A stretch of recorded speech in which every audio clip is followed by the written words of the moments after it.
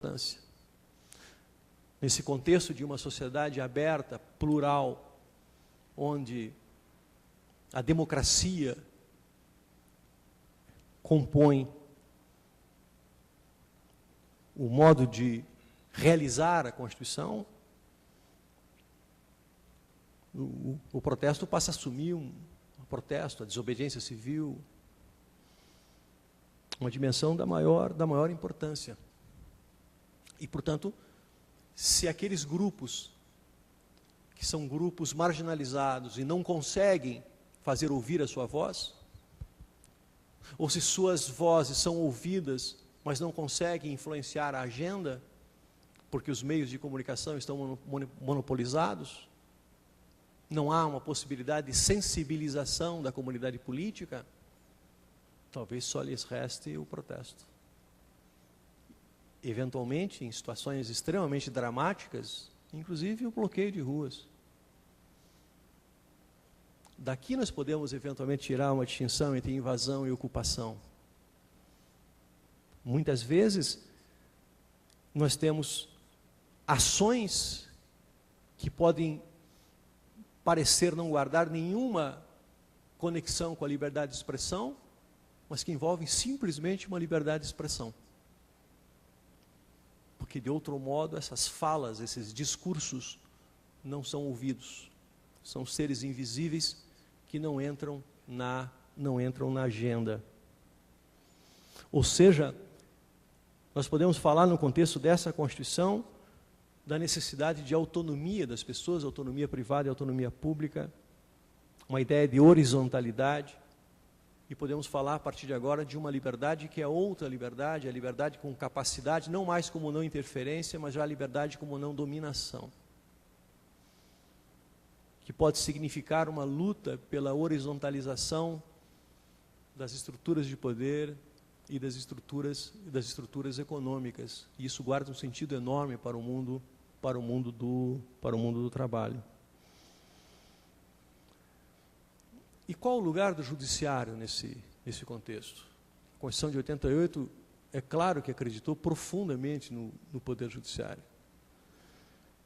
Deu ao Poder Judiciário, concedeu ao Poder Judiciário garantias funcionais, institucionais, que poucos países ostentam, né? Então, o Poder Judiciário tem um papel realmente importante. Há toda uma discussão que faz parte da agenda contemporânea sobre o papel do Poder Judiciário no contexto da democracia. A ideia de que o Judiciário deve se autoconter, a ideia de que todos somos intérpretes da Constituição, a ideia de que o juiz não é o rei filósofo, a ideia de que o juiz não sabe mais do que os outros. Tem um sentido essa discussão, mas é preciso levar em conta que a nossa agenda, e disse o Ney no início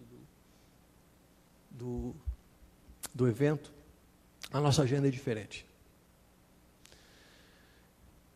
Nem autocontenção, nem ativismo, autocontenção e ativismo, conforme o caso.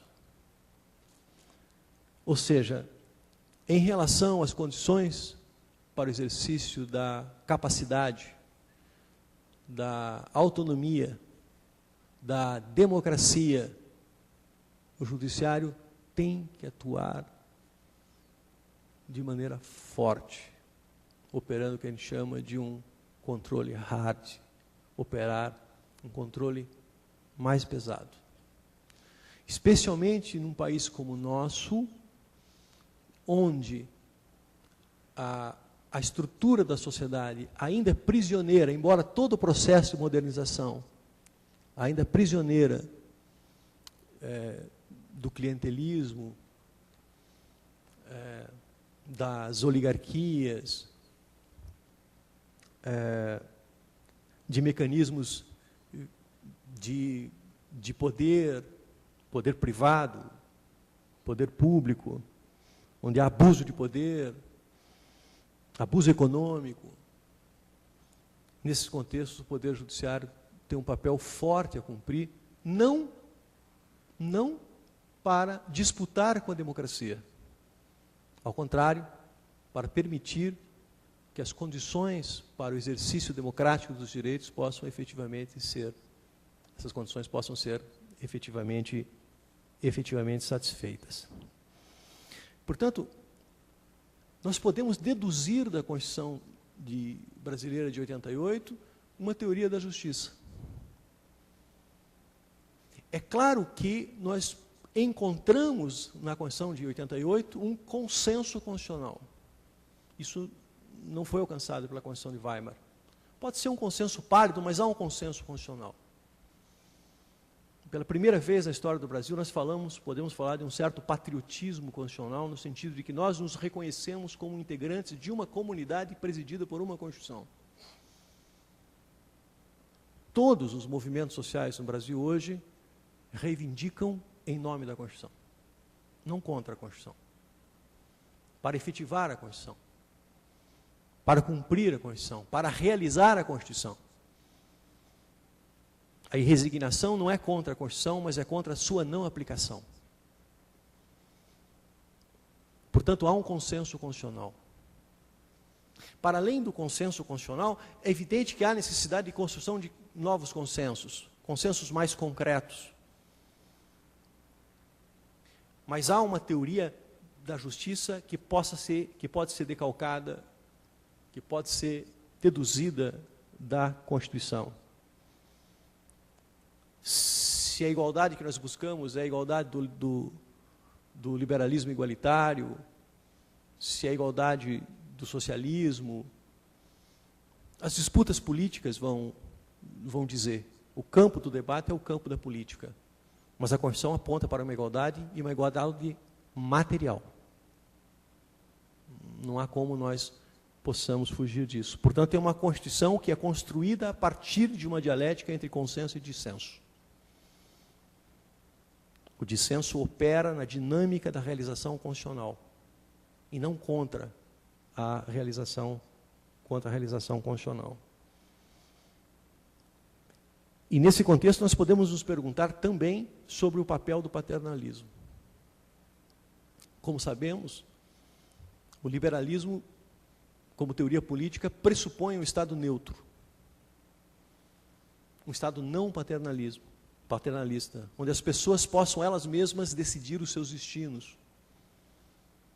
A ideia de autogoverno com decisões que são tomadas na arena política.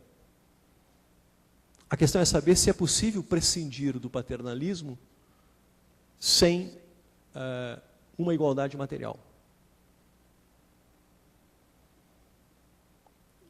Ou sem um processo de diminuição das distâncias.